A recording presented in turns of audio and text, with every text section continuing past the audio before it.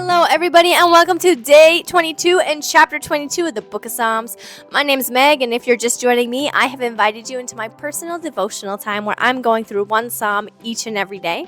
And so since today is our 22nd day, we are jumping into Psalm 22. And so our theme is a prayer that carries us from great suffering to great joy. Despite apparent rejection by his friends and God, David believed that God would lead him out of despair. He looked forward to that future day when God would rule over the entire earth. Today, I'm reading out of my New Living Translation, and I'm going to jump right into verse 1. This starts off by saying, my God, why have you abandoned me? Why are you so far away when I groan for help? Every day I call to you, my God, but you do not answer. Every night I lift my voice, but I find no relief. Yet you are holy, enthroned on the praises of Israel. Our ancestors trusted in you, and you rescued them. They cried out to you and were saved. They trusted in you and were never disgraced. But I am a worm and not a man. I am scorned and despised by all. Everyone who sees me mocks me. They sneer and shake their heads, saying, is this the one who relies on the Lord? Then let the Lord save him. If the Lord loves him so much, let the Lord rescue him. Yet you brought me safely from my mother's womb and led me to trust you at my mother's breast. I was thrust into your arms at my birth. You have been my God from the moment I was born. Do not stay so far away from me, for trouble is near, and no one else can help me. My enemies surround me like a herd of bulls, fierce bulls of Bashan, who have hemmed me in. Like lions, they open their jaws against me, roaring and tearing into their prey. My life is poured out like water, and all my bones are all out of joint. My heart is like wax melting within me. My strength has dried up like sun-baked clay. My tongue sticks to the roof of my mouth. You have laid me in the dust and left me for dead. My enemies surround me like a pack of dogs, and evil gangs close in on me. They have pierced my hands and feet. I can count all my bones. My enemies stare at me and gloat. They have divided my garments among themselves and throw dice for my clothing. O Lord, do not stay far away. You are my strength. Come quickly to my aid. Save me from the sword. Spare my precious life from these dogs. Snatch me from the lion's jaws and from the horns of these wild oxen. I will proclaim your name to my brothers and sisters. I will praise you among your assembled people. Praise the Lord, all you who fear him. Honor him, all you descendants of Jacob. Show him reverence, all you descendants of Israel. For he has not ignored or belittled the suffering of the needy. He has not turned his back on them, but has listened to their cries for help. I will praise you in the great assembly. I will fulfill my vows in the presence of those who worship you. The poor will eat and be satisfied. All who seek the Lord will praise him. Their hearts will rejoice with everlasting joy. The whole earth will acknowledge the Lord and return to him. All the families of the nations will bow down before him. For the royal power belongs to the Lord. He rules all the nations. Let the rich of the earth feast and worship. Bow before him, all who are mortal, all whose lives will end as dust. Our children will also serve him. Future generations will hear about the wonders of the Lord. His righteous acts will be told to those not yet born. They will hear about everything he has done. So, David, on multiple occasions, had to run for his life. He had to run for his life from his own son. Previously, he had to run from his own life from Saul, the king. And we see this as a common theme here. And so we know that this is the time where he is calling out to the Lord. But immediately, with verse 1, which starts with, my God, why have you abandoned me? It immediately made me think of Jesus' crucifixion. This is another messianic psalm which points to the Messiah. And we see it in multiple different places here. And I want to read the New Testament verses that go with it. So if we start right here, Psalm verses 1 to 21 is all about suffer and agony, and is describing the separation from God, which Jesus had when he was on the cross. And if we look at Matthew verses 26 and 27 and John 19:28, which I'm going to read for you right now, we see this. So I'm going to jump right in.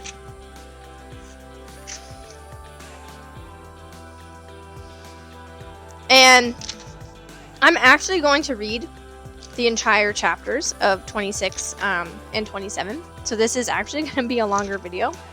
But I think that it's really important. And this is our cornerstone of our faith. So this is going to be a longer video.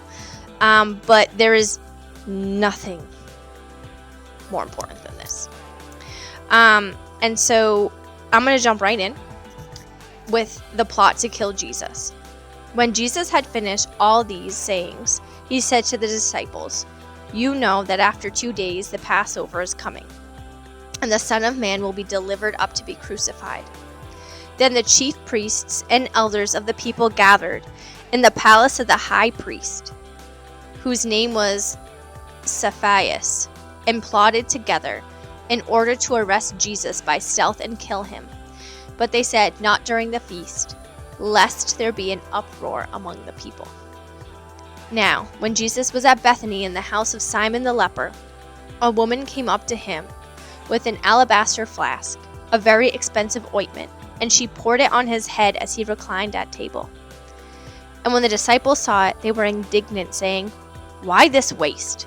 For this could have been sold for a large sum and given to the poor." But Jesus, aware of this, said to them, "Why do you trouble the woman? For she has done a beautiful thing to me. For you always have the poor with you, but you will not always have me. And pouring this ointment on my body, she has done it to prepare me for burial.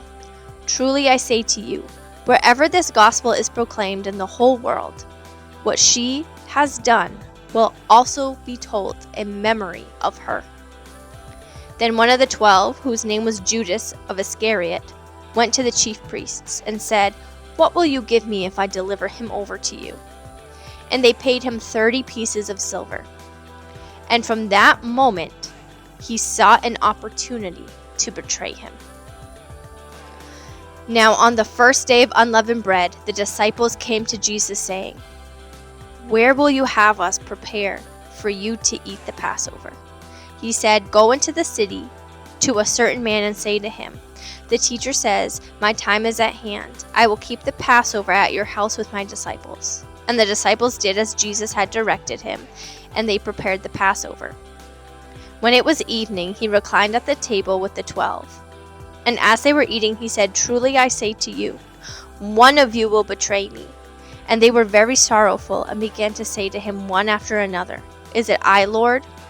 He answered, "He who has dipped his hand in the dish with me will betray me. The Son of Man goes as it is written of him. But woe to that man by whom the Son of Man is betrayed. It would have been better for that man if he had not been born." Judas, who would betray him, answered, "Is it I, Rabbi?" He said to him, "You have said so."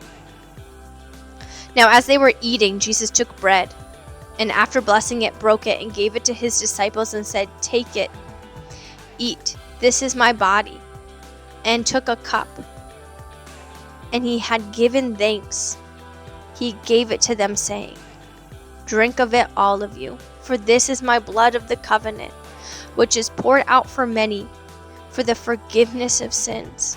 I tell you, I will not drink again of this fruit of this vine until the day when I drink it new with you in my Father's kingdom." And when they had sung a hymn, they went out to the Mount of Olives. Then Jesus said to them, "You will all fall away of me this night, for it is written, I will strike the shepherd, and the sheep of the flock will be scattered. But after I am raised up, I will go before you to Galilee." Peter answered him, "Though they all fall away because of you, I will never fall away." Jesus said to him, "Truly I tell you, this very night before the rooster crows, you will deny me 3 times. Peter said to him, "Even if I must die with you, I will not deny you." And all the disciples said the same.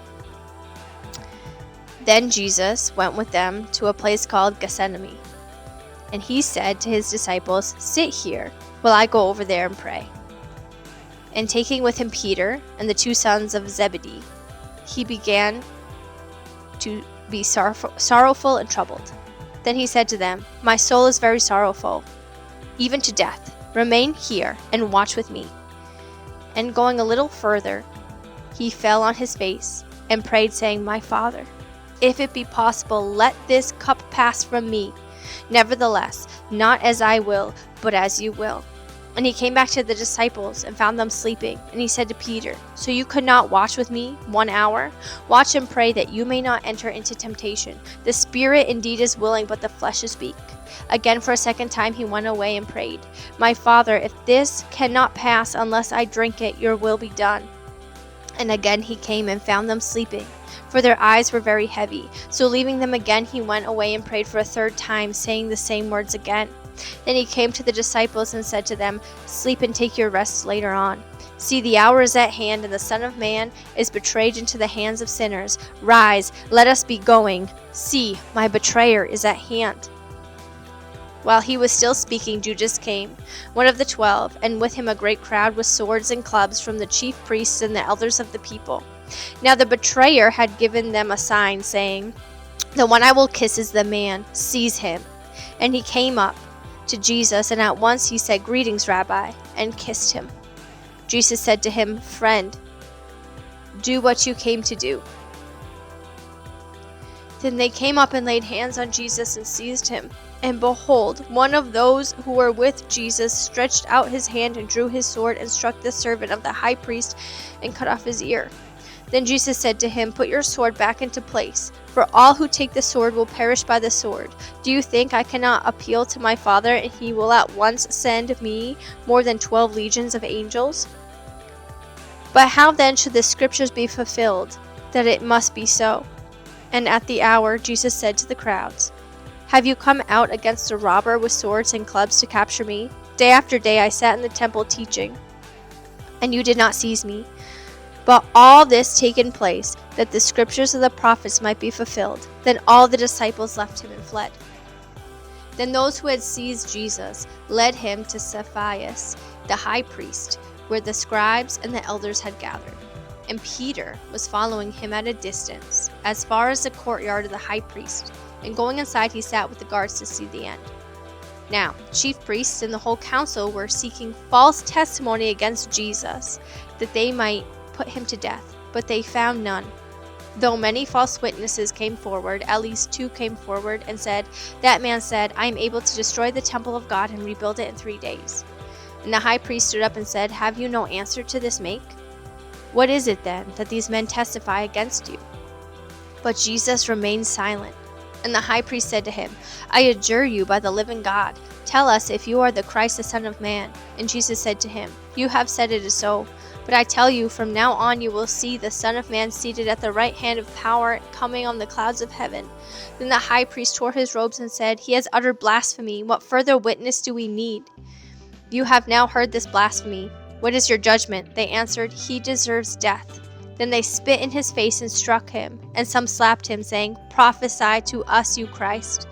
Who is it that struck you?" Now Peter was sitting outside the courtyard, and a servant girl came up to him and said, "You also were with Jesus the Galilean," but denied it before them all, saying, "I do not know what you mean." And he went out to the entrance. Another servant girl saw him and said to the bystanders, "This man was with Jesus of Nazareth." And again he denied it with an oath, "I do not know that man." After a little while the bystanders came up and said to Peter, "Certainly you too are one of them, for your accent betrays you."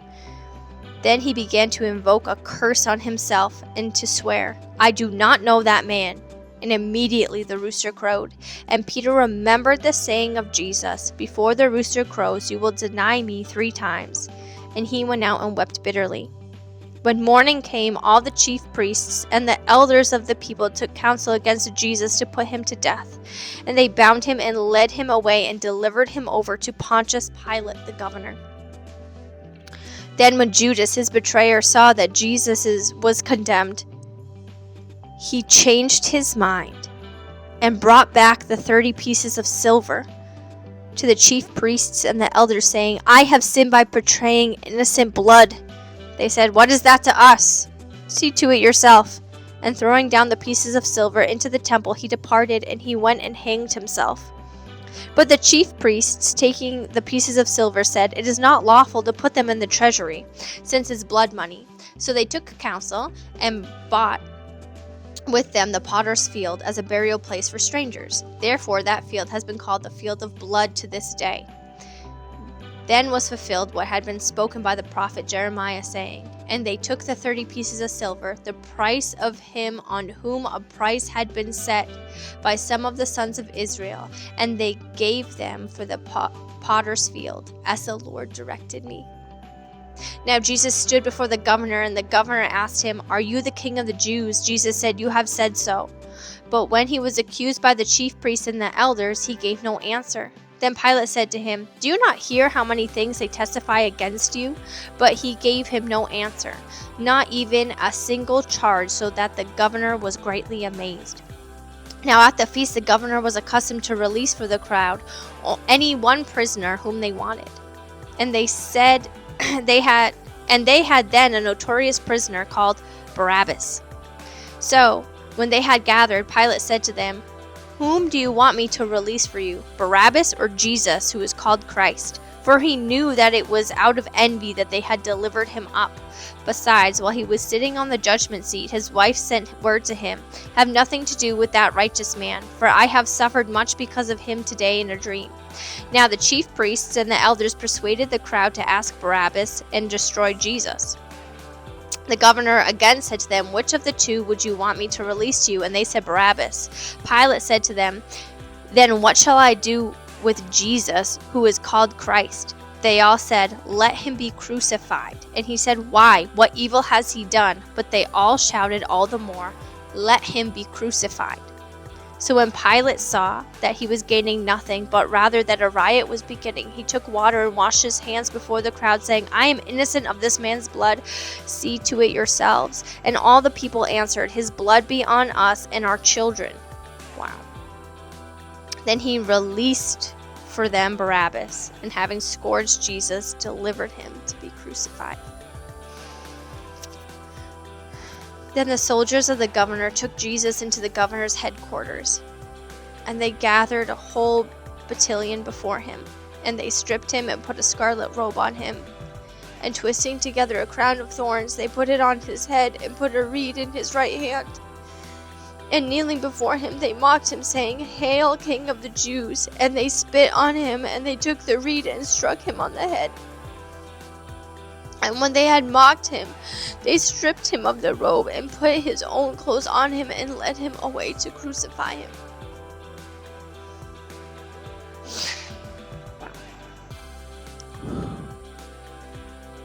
And when they went out, they found a man of Cyrene, Simon by name.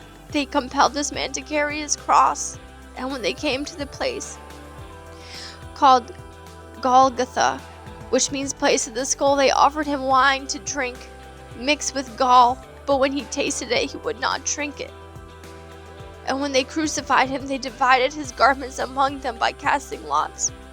And they sat down and kept watch over him there. And over his head they put the charge against him, which read, "This is Jesus, the King of the Jews." Then 2 robbers who were crucified with him, one on the right and one on the left. And those who passed derided him, wagging their heads, saying, "You who would destroy the temple and rebuild it in 3 days, save yourself. If you are the Son of God, come down from the cross." So also the chief priests with the scribes and the elders mocked him, saying, "He saved others, he cannot save himself. He is the King of Israel. Let him come down now from the cross, and we will believe in him. He trusts in God. Let God deliver him now, if he desires him." For he said, "I am the Son of God," and the robbers who were crucified with him also reviled him in the same way. Now from the 6th hour there was darkness over the land until the 9th hour. And about the 9th hour Jesus cried in a loud voice, saying, my God, why have you forsaken me?" And some of the bystanders hearing it said, "This man is calling Elijah." And one of them at once ran and took a sponge and filled it with sour wine and put it on a reed and gave it to him to drink.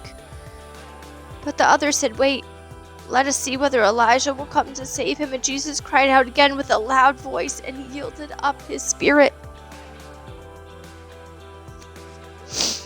And behold, the curtain of the temple was torn in two from top to bottom. The earth shook, and the rocks were split. The tombs were also opened, and many bodies of the saints who had fallen asleep were raised. And coming out of the tombs after their resurrection, they went up to the holy city and appeared to many. When the centurion and those who were with him, keeping watch over Jesus, saw the earthquake and what took place, they were all filled with awe and said, "Truly, this was the Son of God." There were also many women there looking on from a distance who had followed Jesus from Galilee, ministering to him, among whom were Mary Magdalene and Mary, the mother of James and Joseph, and the mother of the sons of Zebedee. And when it was evening, there came a rich man from Arimathea named Joseph, who was also a disciple of Jesus, and he went to Pilate, and he asked for the body of Jesus, and then Pilate ordered it to be given to him, and Joseph took the body and wrapped it in clean linen shroud, and laid it in his own new tomb, which he had cut from rock. And he rolled a great stone at the entrance of the tomb, and went away. Mary Magdalene and the other Mary were sitting opposite the tomb. The next day, that is, after that, the day of preparation, the chief priests and the Pharisees gathered before Pilate and said, "Sir, we remember how the impostor said while he was alive, 'After 3 days I will rise.' Therefore order the tomb to be made secure until the third day, lest his disciples go and steal him away and tell people he has risen from the dead, and the last fraud will be worse than the first." Pilate said to them, "You have a guard of soldiers. Go make it as secure as you can." So they went and made the tomb secure by sealing the stone and setting a guard. Man. This is the first time I have read this psalm while reading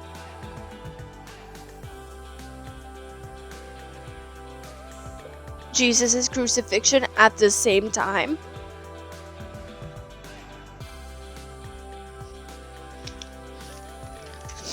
And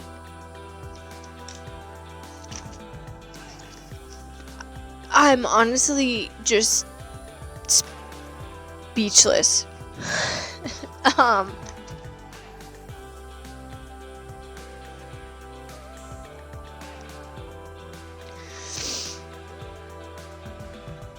Man, I'm honestly speechless.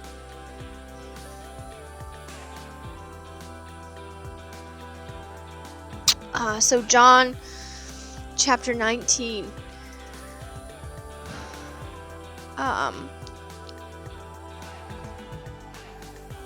is also about his crucifixion, and here it is.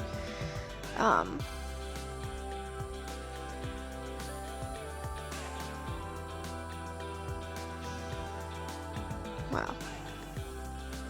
This psalm is quoted right here. When the soldiers had crucified Jesus, they took his garments and divided them into 4 quarters, 1 part for each soldier, also his tunic. But the tunic was seamless, woven in one piece from top to bottom. So they said to one another, "Let us not tear it, but cast lots for it, to see whose it shall be." This was to fulfill the scripture which says, "They divided my garments among them, and for my clothing they cast lots."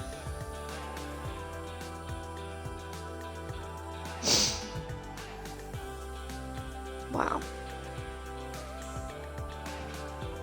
This is... wow.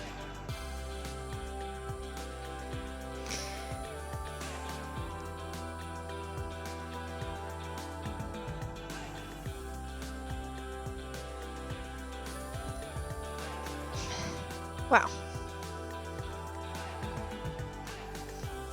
The other So another connection that we have is to John 19:28, which says, "After this, Jesus, knowing that all now was finished, said to fulfill the scripture, 'I thirst.' A jar full of sour wine stood there, so they put a sponge full of sour wine with hyssop branch and held it to his mouth.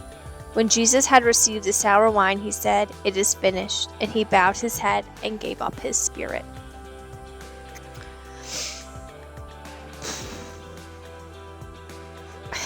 Honestly,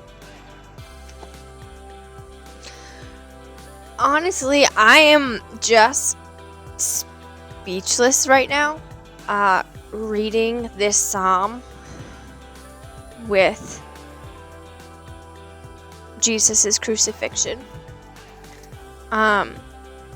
Realizing that there have been so many times in my life where I have felt distant from the Lord, or have had experienced rejection in my own life and experienced pain in my own life, and thinking that Jesus just didn't understand, which was completely prideful, because reading this in conjunction with this, I'm filled with both grief for what happened, because I love Jesus so much, I just can't imagine it, but also so much thankfulness that he did that for me. And so even that, though I have faced rejection in this world, Jesus' perfect love for me surpasses every bit of rejection I have faced. Not saying that it doesn't hurt. Not saying that that rejection doesn't hurt. But it is a glaring reminder to me that all of the earthly rejections, none of it matters in comparison to the perfect love that Jesus has for me. Something that really stuck out to me, especially when we were reading Matthew, was that even when Judas came to betray him, he still called. That just really dumbfounded me. And so to see how this psalm goes from a place of such suffering, and in all my life, all the suffering I have gone through does not come close to what Jesus did for me. The suffering that he endured for me on the cross, he willingly did for me. Nothing compares to that. Nothing that I have gone through compares to that. But to see how this ends in so much hope reminds me that no matter the circumstances I'm facing, my hope comes from that. And to never forget what he did for me. And it is also a reminder for me that there's nothing I can do to earn his love, that I am fully loved and I'm fully complete in him because of what he did for me. And so how I'm going to apply this to my own life is remembering to, one, continuously pour my heart out, but not take for granted the gift that he has given me. And to just put my hope in him and the salvation that I have through him, because no matter what, and to rely on him and him alone. Thank you so much for sharing this with me.